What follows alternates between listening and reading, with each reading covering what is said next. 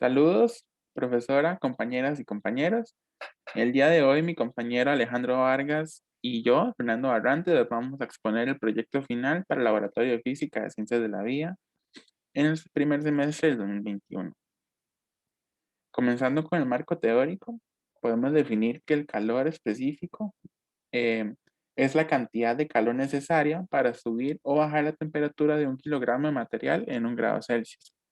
Esto representa el calor absorbido o transferido por el sistema durante el proceso. El calor específico varía ligeramente con la temperatura, pero a temperatura ambiente se puede considerar constante. Y esta es la fórmula que se utiliza para calcular el calor específico. Son las dos variantes de calor, con representa la Q, o C, o calor específico, que representa la C.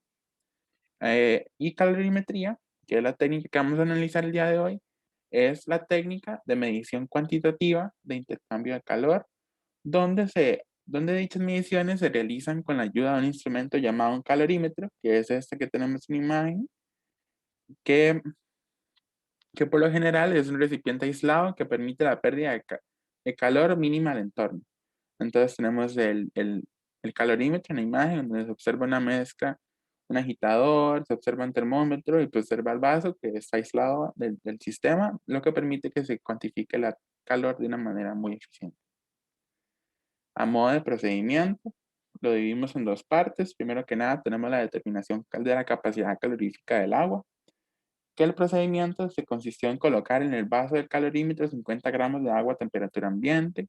Después se tapó el calorímetro y se agitó hasta que la temperatura del agua fuera constante. Después se agregaron 50 gramos de agua que fue previamente calentada a 50 grados Celsius y se vació en el calorímetro. Se tapó y se agitó el calorímetro y se registró la temperatura final de la mezcla. Y se realizó este experimento por triplicado. Para la parte 2 se determinó la capacidad calorífica de un líquido problema, que en este caso fue el alcohol etílico, que los pasos de este procedimiento fueron primero que nada colocar en el vaso del calorímetro 50 gramos de agua a una temperatura ambiente. Después se tapó el calorímetro y se agitó hasta que la temperatura del agua fuera constante. Se llevó el alcohol etílico a una temperatura de 50 grados Celsius y mediante una plantilla de calentamiento de un termómetro para el control. De esto también eran 50 gramos de ese alcohol etílico. Se tapó y se agitó el calorímetro y se registró la temperatura final de la mezcla y se realizó el experimento cuantificado. Como resultados, tenemos esta serie de cuadros que hacen referencia a los primeros, es el cuadro 1 y el cuadro 2 hace referencia a la parte 1 y la parte 2 del experimento. Entonces observan las primeras tres réplicas, la masa 1, la temperatura 1, la masa 2, temperatura 2, la temperatura de equilibrio y al final tenemos la capacidad calórica que se calculó. En la última fila tenemos el promedio de cada una y bueno, aquí se puede observar con la capacidad solo del agua y el cuadro 2 fue la del líquido problema, que en este caso fue alcohol etílico. Para el cuadro 3 tenemos que se calculó el porcentaje de error entre el valor teórico que se establece en una tabla del libro Wilson-Buffo y el valor experimental, que fue el valor obtenido entre nosotros. Aquí tenemos el calorímetro casero que se utilizó para la medición de todas las muestras.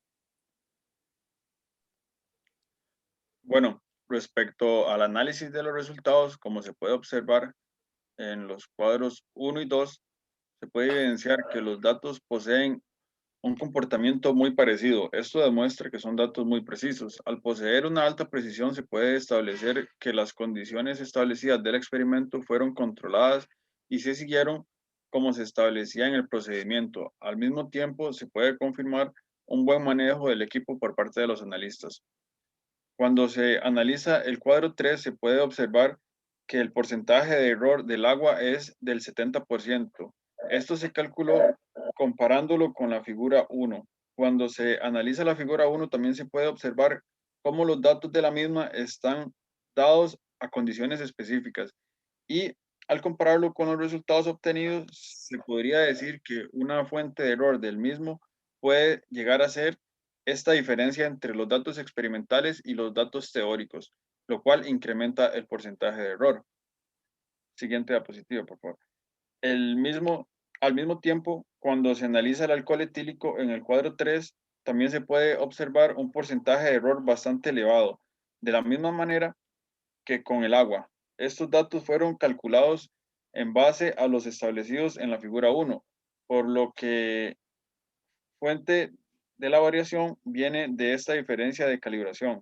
A su vez, estas fuentes de variación pueden que sean causadas por el mismo equipo, ya que este fue un calorímetro casero, lo cual permite que cierta cantidad de energía o calor escape del sistema, por lo que no permite que se cuantifique de una manera adecuada la capacidad calorífica de las sustancias en el análisis.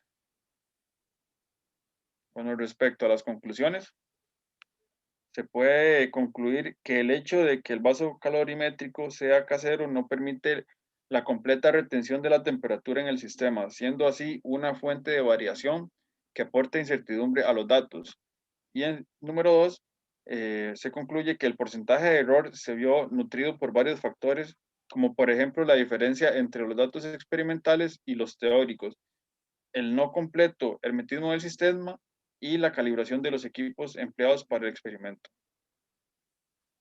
Eh, Estas serían las referencias bibliográficas utilizadas y muchísimas gracias por su atención.